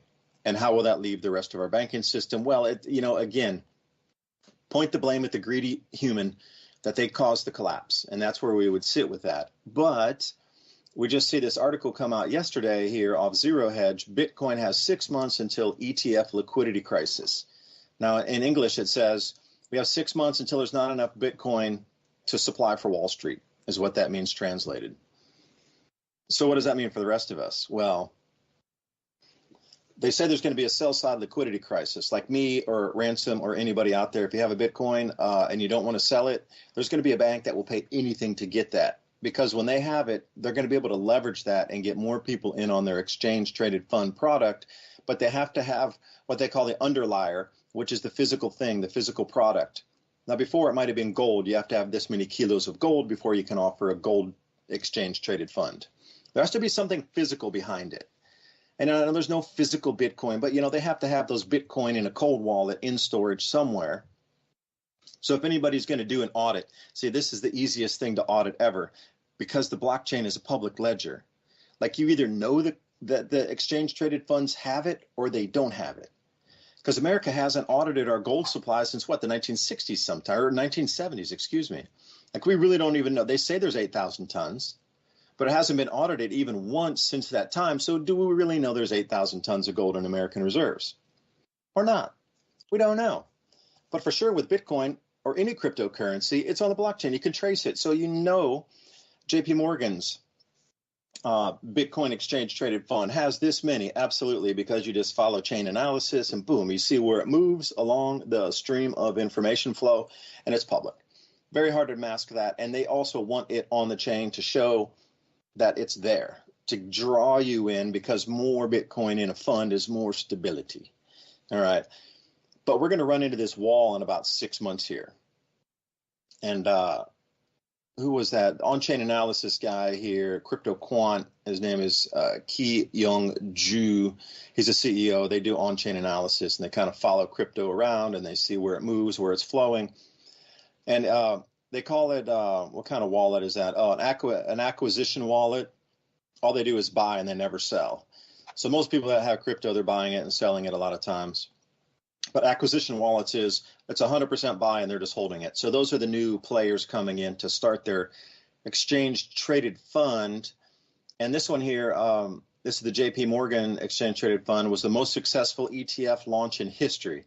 Got $30 billion in just a few months. Gold comes in a distant second at $6 billion. So the amount of money coming in is just unbelievable, just unreal. So far, these guys have gobbled up 1 million Bitcoin. But you might think that's a lot. And it is a lot because there's only 21 million in total circulation. So the amount of Bitcoin currently that's being pulled into this exchange traded Wall Street fund is 30,000 Bitcoin a week are getting taken off exchanges, are getting pulled into these wallets that are just hoarding basically Bitcoin. And I'm wondering in the future if the government's going to pass a law and say you can't hoard your Bitcoin, you have to sell your Bitcoin or else we're going to make it illegal. And then these guys will gobble all up and they'll still have their exchange traded funds. See, whatever legislation comes in to stop this is going to be focused at you and me. I mean, I don't even have any crypto and I dropped that thing over. I got, I just kind of, it was ridiculous last time. I didn't even touch it with a 10-foot pole anymore, that thing fell off the boat when I was going across the lake one time. And you would never, it was so dangerous to even, hold it or trade it back in 2017 and thing.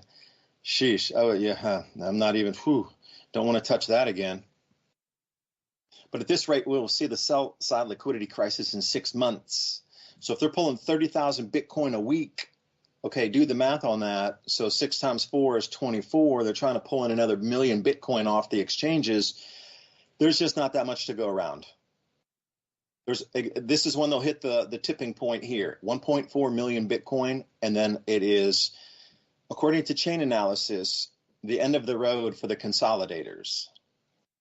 Because at that point, people who have the Bitcoin are like, shoot, I want to hold it because I know the banks will give me a arbitrage or they'll give me an incentive to sell it. They're going to give me 20% more than the market price to sell it. So knowing this information, the targets for most of this Bitcoin in the run-up, not financial advice, but just based on past patterns, was going to be around 210 to 250,000. Okay. And then it was going to pull back and do its 40% pullback. And at the ultimate lows, it was going to be around 60,000 until it comes into the next halving in 2028. And they were predicting well over $1 million for that. So think about that. Banks just looking in the future going, gee, if we buy all these 30 million Bitcoin, 20,000 Bitcoin tranches or, segments of it, 20,000 Bitcoin come on and they'll buy it all in one lump sum. That's called a tranche. If we just sit and hold on this for 4 years, it's a good investment because it's going to go from 60,000 to 1.2 million. We'll get a 20x return on it just by holding it. Like banks on a 5-year hold, they're going to, 20x return in 5 years. Let me scratch my head. And they can control it, and they can create scarcity, and they can drive the price. My whole thing is like, when are they going to decide all sell it at the same time because of some government interaction and crash the price down to nearly zero? Because what goes in, must come out. What goes up must come down. And somebody's going to get played on this. So in the next few years here, at least in this run up, it's going to be buy, buy, buy, buy, buy, buy. And the price is going to run so much higher than people think. According to this on-chain analysis here, and I didn't know what this is one of the deepest articles to read about what's about to happen with our money supply. Gold went to all-time highs. Bitcoin went to all-time highs in the exact same day. So something people aren't believing our money is worth anything any longer. Also, people are swinging money over into something safer like gold. And now, because exchange traded funds now on Wall Street, that's considered safe. So people are going to move all these trillions of dollars over there. So 1.4 million Bitcoin to go before all the wallet addresses that haven't moved to Bitcoin in more than a year will still stay what they call stagnant. But then the others out there might say, well, we'll sell it to you for double price. And then this is where it gets on the order book, where you might see some unusual things going on where, hell, it would not surprise me if I saw JP Morgan put out a general call to the public to say, we will do a smart contract with you and give you double the price of the market value for your Bitcoin. Just give it to us. And we will give you double the market price for it, or 25% over market. It would not surprise me in the least to see banks doing this off-chain on smart contracts to get any types of Bitcoin delivered to their wallet addresses. Now, luckily with the smart contract, it's immutable. It can't be overwritten. So once the parameters are in there, like the address from one party to another, once that happens, then it should be able to click the button and you should get your paid. And I don't think they would scam anybody in the beginning because they really, really, really, really need to get this Bitcoin.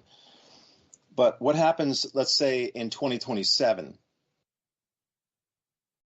when all these banks have consolidated, say, 5 to 10 million Bitcoin, half of all the Bitcoin on the planet is consolidated in Wall Street on the exchange-traded funds. At that point, I could see where the U.S. government might say something, and then all of a sudden, all these banks dump it all out there and crash the price. And anybody who was holding it that was thinking they were going to the Bitcoin Citadel, which Ransom you referenced earlier, man, they're going to set aside these city areas that are outside of the chaos of the outside. It would be like a protected city wall, and who knows if it's even on our planet. I remember that it wasn't Elysium. Was it Elysium? Where they had up on the moon, or they had some, satellite area where people with their multi-billion-dollar mansions lived up in the rotating platforms where there were no outsiders, for a better term. But, that supposedly Bitcoin time traveler kept talking about these Bitcoin citadels where a tenth of a Bitcoin would allow you to live in there for the rest of your life with every need and want met. So that would make sense. If the Bitcoin price ultimately went above 10,000 or $10 million dollars for a single Bitcoin, that would make sense. And I don't know, man, the money system's about, the money changers are about to have their things flipped. A lot of people will, be rah, rah, hey, hey, I'm glad the whole banking system collapsed. But it's under the guise of smoke and mirror that it just moved. It didn't collapse. It moved. And that's the whole thing then. What happens when this money moves, the banking system collapses, and then all these capital controls are in on top, and everybody just got played. And that is kind of where I'm going with Mike Adams with the talk tomorrow. So anyway, Ransom, I don't know if that made sense or if it's kind of off mark there, or what do you think about that? No, I think that's legit. They might even have those commercials like they used to have to buy your gift cards. I don't know if you remember that, but when the gift cards really came out on television, they would have I think it was about 5 years kind of after they were really popular, there'd be these commercials where they'd say, here, all of those gift cards, if you send them to us, we'll give you like pennies, almost penny for penny on there. But what they were doing is they knew that the amounts on there couldn't be used anywhere. Like people would leave a little bit of change on those things, and then they would buy up all your old gift cards. And it sounds like almost what they'll do with the Bitcoin and stuff. Hey, we'll give you these dollar bills if you give us all of that, stuff you're not using, all this electronic money, and we'll give you dollars on it right before the dollar kind of collapses. And think about this. What are these super smart cities? Where are they going? Did you ever notice that they're out in remote deserts and in the jungles is where they're planning on building these smart citadels, and they want you to think about the stock, the how do you put that? Buying stock in it, kind of. So if you're rich enough, you would help put in money there, and then when you get there, they have these little city state is basically what it is, with their own rules. They own everything. They own the street. So all of these ideas of the previous civilization wouldn't apply there. And not to mention, it seems like they kind of just set those up. Are those the safe zones? They're all going to go wait everybody out when things collapse, and that's why they're so far from the northern hemisphere's Western world, where they're out in the middle of jungles and in deserts like Dubai, or the ones that they were planning up here that was far out away from Nevada desert, where people can't travel to it. And if they get there, they're not going to be able to get in unless they got the right digital currency to get into the thing. And there'll be these little centers where they have stockpiled supplies. I could totally see that happening. But back down kind of in the real trenches of stuff, everybody's noticing that their grocery prices are skyrocketing. Everybody notices that there's a new influx of millions of people. Everybody notices that we're seemingly going to war. And, we've talked about this scenario, and there's a big argument going on the internet where people are arguing about, could we survive a nuclear war? And I'm actually opposite than most of the people that think like me. I actually think we can. And I think that they've tested that and proved that over the last 70 years. They've popped them off all over the place. And we've talked about this before, like 2,000 plus that are known to the public in the ocean, on the land, in the atmosphere. And I would bet that they've done tests probably on the moon and other places that we don't even know about, just to see how they could, use space weapons and other things. And by the way, while you were talking, I've been showing an article that's about the UK getting their new laser particle weapon that everybody's still in the stages of denial to think that planes, trains, and automobiles and satellites can beam down a particle beam and melt an engine block. I saw a documentary the other day that they were talking about in the late 90s, they could use it to melt an engine block on somebody that they were chasing that they didn't want to go nowhere, light their tires on fire. And people are still debating today whether or not it's possible. Now, I'm not saying anybody's beaming lasers down from space starting fires.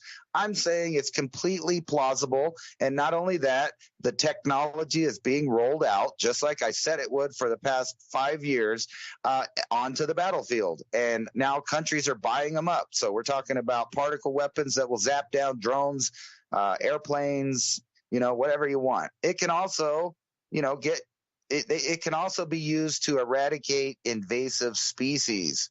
Like plants and animals of different kinds, maybe even bipedal animals that don't belong in a certain area that's off limits because it's either a owned corporate agricultural zone that belongs to one of these smart citadels, or it's a wildlife reserve set apart only for nature, just like on the Georgia Guidestones. If people can't see that that's what is being planned and implemented right now, I don't know what to tell them. I mean, because the writing is definitely on the wall. All of the stages are set up, and the last little shoe to drop is the mass die-off of populace. And we know that's coming, not only from the infertility, sterilization, like more and more things are being caught or admitted to or introduced into the public that they indeed have chemicals that didn't do the customer correctly. We'll just put it that way. Everything from feminine hygiene products to the cereal that you feed your children. Gender bending compounds, all kinds of stuff are in there. They're now admitting it like it's no big deal, just like Monsanto basically admitted to the public that, that one gardener guy got sick, we'll pay him, but let's all forget about it and move on now. Unfortunately, that stuff is saturated everywhere. And on top of that, they have plasticides, forever chemicals, and all these things. It seems like these were set up to have a conjunction effect all at the same time. And that's what we're seeing right now. But don't worry about it. They have all of the technology to start without you, to restart. So there may be a generation in the not too distant future that just wakes up to a new type of people. Not unlike when Neanderthal man probably first saw Homo sapiens invade their territory. Just one morning you wake up, there's a new kind of people there, and you're the survivor of the last era of things, the last layer of time. And now there's a new kind of person there. That person will be a transhuman person that will probably be under the age of 20, that has a complete set of morals, objectives, and aspirations completely programmed into them. They will have no empathy for you because you'll just be an invasive species that is in an unauthorized area. Like I said, one of these agricultural zones, or maybe you're trying to get water, or maybe you just wandered into a wildlife preserve that was set apart not for human beings. Yeah, and who determines the no-go zone? Because we've seen all the maps before, we talk about that. But at what point does it stop then? At what point do they have enough free land, rewilded land? I mean, the population, you see the Georgia Guidestone's 500 million. I mean, but what happens after the 500 million? Is it allowed to come back up to 8 billion? Do they, kind of tweak it because, we need another 200,000, or we need another, 500,000 people because this service area here is not functioning properly anymore. We actually need more people than we thought there because AI gamed it out, or AI is producing its own autonomous, what you could call robots. I've seen some amazing things here. I was over in Taiwan just last week, and we went to this hotel to have some coffee in the afternoon, and they had a robot that was walking around. Excuse me. But somebody had to accompany the robot. So we had a human accompanying the robot, or the robot was having a human accompany it. But I found it very strange. I thought the robots would just run around and do their own thing. They were delivering and picking up different trays of foods and coffees and things. But I found it so unusual that a human had to walk next to the robot to tell people, all right, get out of the way, the robot's coming. And it was very clunky, kind of all one piece, and at the bottom there was no legs, or it was like on rollers and things. It was like, they actually looked like tank tracks made of rubber, like gripped rubber. This thing could spin on a dime and do all kind of stuff. But the absurdity of having a human accompany a robot to tell everybody to get out of the way of the robot when the robot was coming was just like an eye-opener for me anyway. I hadn't anticipated to see such a thing. And then there was another one when we went into a bank. I was just standing at the door, and it asked you some questions, and it spoke English and it spoke Chinese, and it did both. And then then it would tell you which line to go to, and it would print or give you a ticket to go wait in line, because you had to, usually when you're there, you got to get a ticket to wait. It's not like we just stand in line and you're the next one. You get a ticket. So if you're number 475, you get a ticket, and then there's numbers over the counter. So maybe they're like 462. You're this point in line, and then you can go do something else and then come back. Well, this robot was the same thing. It was just there to just give you a ticket after you talk to it. I mean, a door greeter could have done the same thing, sort of. I'm not sure, though. It's just quite weird the way that the robots are integrating into human society at the clunkiest version possible, almost like childlike clunkiness, but needing to be accompanied by a human companion to let all the other humans know that there's a robot coming through. But in the future, I don't know if it'll be like that. Because the stories of old, when the Anunnaki would walk down the street, people would drop to their knees so terrified and like squeak into corners and bury their eyes and like try not to even make contact with this thing, that it didn't need anybody to accompany it. The fear of it of itself was enough to make people tremble. And the streets just emptied out like you would turn on a light and cockroaches would split and just get out of the way. Because apparently these Anunnaki were so angry and so violent and just so aggressive that, toward human, the way you would look at a gnat is the way they would look at humans. And like, walking down the street, if you got in their way or eye contact, they would just instantly, you're gone. So people would literally run for their lives and like bury their heads and, not even just, I'm a rock in the corner. I'm not here. That kind of terror. So imagine on the robotic level of something like that too, but we're so far away from that, if it's still, you got to accompany the robot, I'm looking at these things, if this duality that we have of how many humans do we really need on the planet anymore compared to their anticipation of automation and how many humans we might need anymore. But then the reality on the ground of how many humans we might really need because the calculations are off, because it was only a computer simulation and the real world does other things than what you expect or anticipate. Speaking of which, Ransom, let's do a full circle and I'll take you back to those images again that we were looking at in the beginning of the hour there. If we go to if you could help me pull up the different soil layerings there of the destruction phases of. So when we come back, if you want to put that on screen again, that bottom layer with the largest of rocks is super discernible that it's its own cataclysmic layer. But what's interesting for me, if you go up the layering there, you get up near the top in the late 16, early 1700s, there's another layer of very large rocks again. So I'm looking at that going, it wasn't quite the sterile layer. But if you're looking in terms of up and down the column of where the next set of largest debris and inflow is, you're talking in the 1670s right there, 1650s, which, boom, is right in the middle of the Maunder minimum.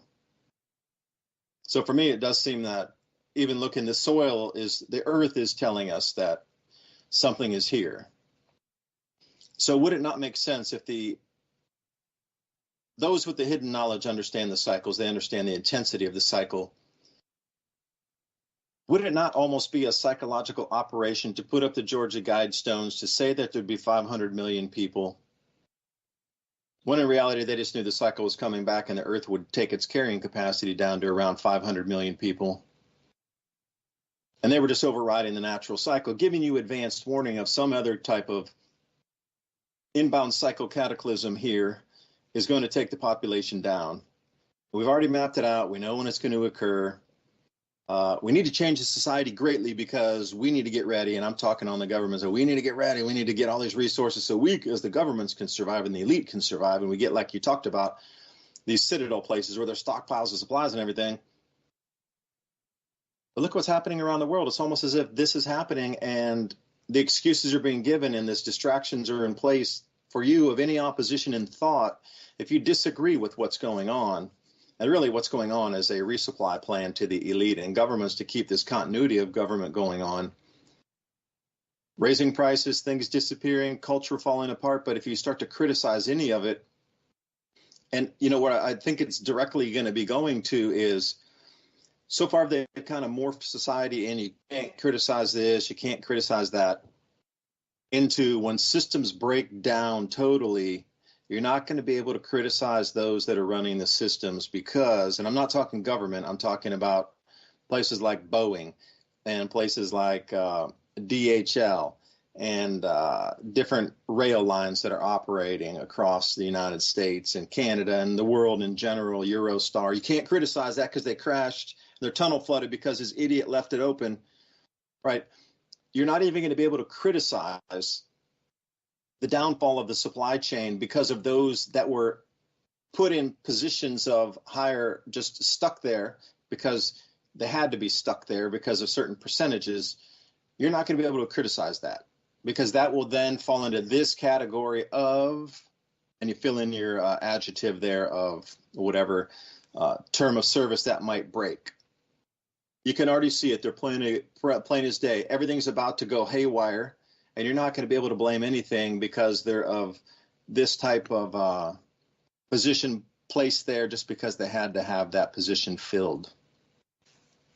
You know what I mean? I'm trying to talk around it, but we can see where it goes. You're not going to be able to criticize that. So Ransom, wind us out here, man. I got to get another coffee. Please help while I pour my coffee. Well, obviously, we have to go to those simple solutions. if you're planning on being the people on the outside of that wall, outside of that citadel, you're going to have your own resources. You're going to have your own community. And, I don't know. I think that's exactly what they're planning, because I think that they have to have a second course of things going on as a fail-safe. I don't think that they would ever, eradicate everybody and start from scratch. They would leave populations everywhere, but for all intents and purposes, they're trying to remove people back to the Stone Age, all the way to eating bugs, snakes, and other things, instead of living our natural outcome that we've reached as a Homo sapien, where we've developed a domestication of animals, consuming meat, protein to enlarge our brain and to power our brain, and also to have civilization where we have grains and things like that to fall back on in case of catastrophe. And that's exactly what every nation on earth seems to be doing, the opposite plan of that, which means that they want a major collapse. And if you don't see that that's what's going on, I don't think that you can be helped. But most of the people listening to this program can see it happening in real time as we describe it.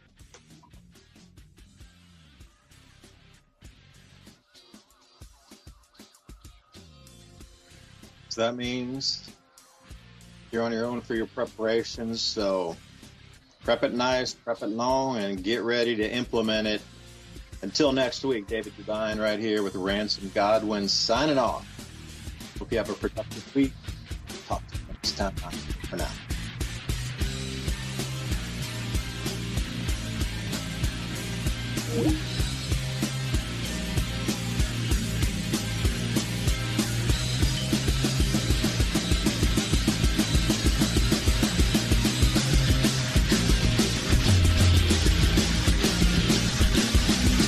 Thank you for listening to Revolution Radio.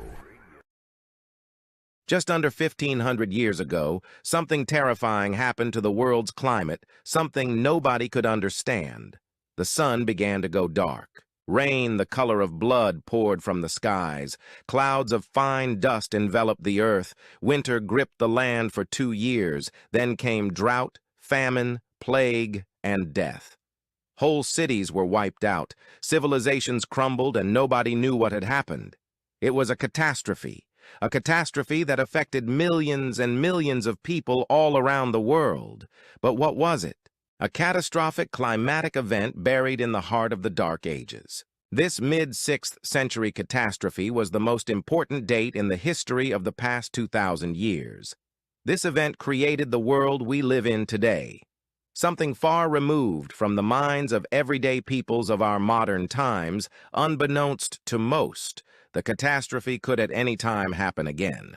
The volcanic winter was caused by at least 3 simultaneous eruptions of uncertain origin, with several possible locations proposed in various continents. There is even evidence of an extraterrestrial factor. A possible origin for this object could be the Taurid meteor stream. This stream is the result of the fragmentation of a much larger comet some 20,000 years ago. The Earth passes through the Taurid stream in November and June each year, resulting in regular meteor showers normally consisting of microscopic dust particles. A fragmentation of the stream is thought to have occurred around 500. It is possible that a fragment could then have collided with the Earth as it passed through the beta portion of the stream early in 536, causing the atmospheric dust veil event. The relevance is crop failures for several years in a row. While the dust veil was present, it may have caused widespread starvation, leading to an increased susceptibility to disease among the remaining population. Small comets had previously been thought to be less hazardous than small asteroids, but estimates show that a small comet fragment can have a global effect. In early AD 536, or possibly even late 535, an eruption or eruptions ejected massive amounts of sulfate aerosols into the atmosphere. The solar radiation reaching the Earth's surface reduced dramatically, and this rapidly cooled the atmosphere. Despite what the global warming nuts say, the sun seems to be the main driver of temperature and climate. The main historical aspect of the period around 536 may also be the most significant, especially to those descendants of the survivors. Who would be us today? This period coincides with a mass population decrease in Europe, in the Americas, the Middle East, and in Asia. In Europe, this is commonly known as the Justinian period, named after the Justinian plague, and is believed to be the first appearance of the Black Death in Europe. Meanwhile, in the Mayan Empire, things were looking bad. Researchers have realized that there is a 100-year gap in the civilization's productivity starting in 540, suggesting a dark age.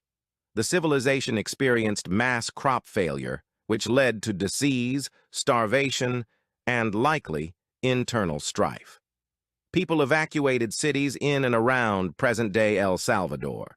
Cities that were left behind experienced a dark age, as evidenced by a gap in written records and a sudden decrease in construction in Maya city centers during the 6th century. In China, 536 was no better. Frost and snow in July and August that killed the seedling crop, causing a major famine the following autumn. Weather was so severe that 70 to 80% of the people starved to death. Procopius. The sun gave forth its light without brightness, like the moon, during this whole year, and it seemed exceedingly like the sun in eclipse. The sun was dark, and its darkness lasted for 18 months. Each day it shone for about 4 hours, and still this light was only a feeble shadow. Michael the Syrian. If such an event happened today, and crops failed over a significant part of the globe for several consecutive years, then once again a large percentage of the world's population would face starvation. Thankfully, unlike the peoples of the worst year to be alive, we don't have to worry about not having food to last. We have my Patriot supply. And right now, you can save $200 on a 3-month food kit with Adapt 2030. Adapt and stay